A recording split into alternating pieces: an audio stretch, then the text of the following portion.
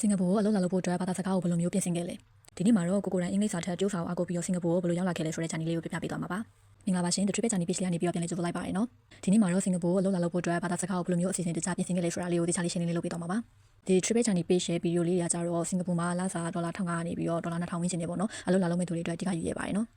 တကယ်တော့ကိုယ့်ရဲ့လမ်းကြောင်းကလည်းအစကတည်းကတက်တက်မဲမဲရှိခဲ့ရတော့မဟုတ်ပါဘူး။ဆယ်နှစ်ပြီးသွားတဲ့အချိန်မှာတက်ကလို့မတက်ကင်အားနေရတဲ့တခုခုတော့လုံးအောင်မဆိုပြီးတော့အရင်တွေ့ပြခဲ့တယ်။ပထမဆုံးတော့သူများတွေလို့သူတို့မိဘတွေပြောတဲ့အတိုင်းပဲကွန်ပျူတာအခြေခံသင်တန်းလေးတက်လိုက်တာပေါ့။အဲဒီနောက်မှာတော့တကယ်ချင်းတွေကဘာသာစကားတက်ထားတာကောင်းနေဆိုပြီးတော့ဂျပန်စာတက်ကြတဲ့အချိန်မှာကိုလည်းရောရောက်ပြီးတော့ဂျပန်စာလိုက်တက်ခဲ့ဘူးလေ။အဲဒီတော့ကတော့ခေတ်ကဂျပန်စာတက်တဲ့တွေတော်တော်များတာ哦။ဒါပေမဲ့ဂျပန်စာတင်တဲ့နေနဲ့ကိုကိုပြန်စဉ်းစားမိတယ်။ငါတကယ်ရောဘာဖြစ်ချင်တာလဲ။ဘာလုပ်ချင်တာလဲပေါ့။ကိုကဆယ်ထဲမှာအမှတ်400ကျော်ပဲရခဲ့တာဆိုတော့ပုံမှန်မီဂျာတက်ကလို့တွေပဲတက်လို့ရခဲ့တယ်။မီဂျာရွေးတဲ့ခါမှာလည်းကိုချက်ဖုန်းဘာသာဖြစ်တဲ့အင်္ဂလိပ်မီဂျာကိုပဲရွေးခဲ့ရတယ်။ဘာလို့လဲဆိုတော့မမီကအရာရွေးခိုင်းလိုက်လို့ပါ။ What? အဲ့ဒီချိန်တုန်းကတော့ကိုနိုင်လည်းဘာလုပ်ရမလဲဆိုတာဘာမှမစဉ်းစားတတ်တဲ့ရွယ်မို့လို့ပါတက်လို့တနေနဲ့တခြားဘာသာစကားတစ်ခုကိုပေါ့နော်ထပ်လေ့လာကျင်လာတယ်အဲ့ဒါနဲ့ပဲဂျပန်စာကလည်းကိုနဲ့တိတ်ပြီးတော့စိတ်မပါတာနဲ့လူတွေကခက်တယ်လို့ပြောနေကြတဲ့ဒီတရုတ်စာကိုလေ့လာဖို့ဖုန်းဖြတ်လိုက်တယ်အဲ့ဒီချိန်မှာလူတိုင်းကဂျပန်စာနောက်ပဲလိုက်နေကြတော့ကိုကလေသူများနဲ့မတူတာလေးတစ်ခုကိုလုပ်ကြည့်ချင်တာလေးပါတာပေါ့အဲ့ဒါနဲ့တရုတ်စာတင်တဲ့အကြောင်းတွေလိုက်ကြည့်နေဆီယိုရန်လန်ကိုကရန်ကုန်ကဆိုတော့ရန်ကုန်ဆီယိုရန်လန်ပေါ့နော်ဆီယိုရန်လန်က Fusion Confucian Classroom ပေါ့နော်အဲ့ဒီမှာတက်ဖြစ်ခဲ့တယ်ပထမကျတော့ HFA level တွေတက်မယ်လို့စဉ်းစားခဲ့ပေမဲ့အဲ့ဒီတော့က PPP ရဲ့မဟုတ်ဘူးလေးပဲရှိတာဆိုတော့အိမ်ကိုလည်းအများကြီးထပ်မတောင်းချင်တာနဲ့ကိုမကိုဆိုပြီးတော့ပဲဒီဟိုက်ပြီးပေါ့နော်ဒီ level လေးတွေကိုပဲအရင်လေ့လာပြခဲ့တယ်အဲ့လိုနဲ့တက်လို့ဒုတိယနှစ်မပြီးခင်မှာကိုပြဖြစ်ပြီးတော့အကြောင်းနေပေးလိုက်ရတယ်။တရုတ်စာတင်လာတာလည်းတစ်နှစ်လောက်ရှိနေပြီဆိုတော့တင်တဲ့နေပေးသွားပေမဲ့ online ကနေပဲဆက်တက်ခဲ့တယ်။နောက်ပိုင်း HFK level 3လောက်ထိဖြစ်နိုင်တဲ့အခြေအနေရှိပေမဲ့မဖြစ်ဖြစ်ခဲ့ပဲ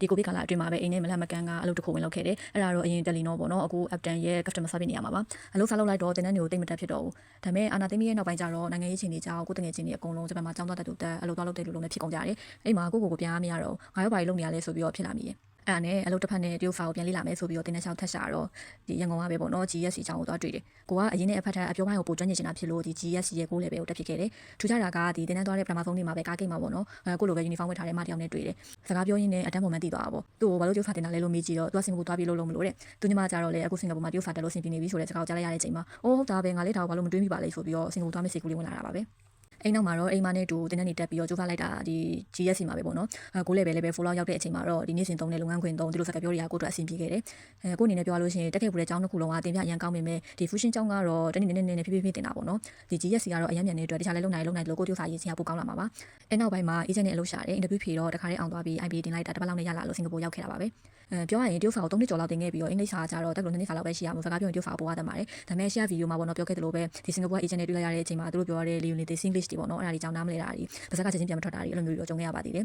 ဒါကြောင့်ဘာသာစကားကတကယ်ကိုအဓိကအရေးပါတာဖြစ်တဲ့အတွက်တခြားကျွမ်းကျင်ဖြစ်အောင်ကြိုတင်ပြင်ဆင်ခဲ့ဖို့တော့တိုက်တွန်းချင်ပါတယ်နော်ဒီနေ့မှာတော့စင်ကာပူလာဖို့ဘယ်လိုရည်ရွယ်ခဲ့လဲဆိုတာနဲ့ဘာသာစကားတွေရောဘယ်လိုလေ့လာခဲ့လဲဆိုတဲ့အကြောင်းလေးကိုရှင်းပြလုပ်ပေးသွားတာပါ။နောက်နေ့တွေမှာလည်းစင်ကာပူရောက်ရင်အလုပ်ရှင်နဲ့အဆင်ပြေအောင်ဘယ်လိုနေမလဲ။အင်တာဗျူးမှာဘာတွေမိတက်လဲအစရှိတဲ့အကြောင်းအရာလေးတွေကိုဆက်လက်မျှဝေပေးမှာဖြစ်တဲ့အတွက် The Trip Channel page လေးကိုလည်း like and follow လုပ်ထားဖို့မမေ့ပါနဲ့ဦးနော်။ဆုံးဖြတ်ကြည့်ပေးလို့လည်းကျေးဇူးတင်ပါတယ်။နောက်ဗီဒီယိုတွေမှာပြန်လည်ဆုံတွေ့ပါမယ်နော်။ Bye bye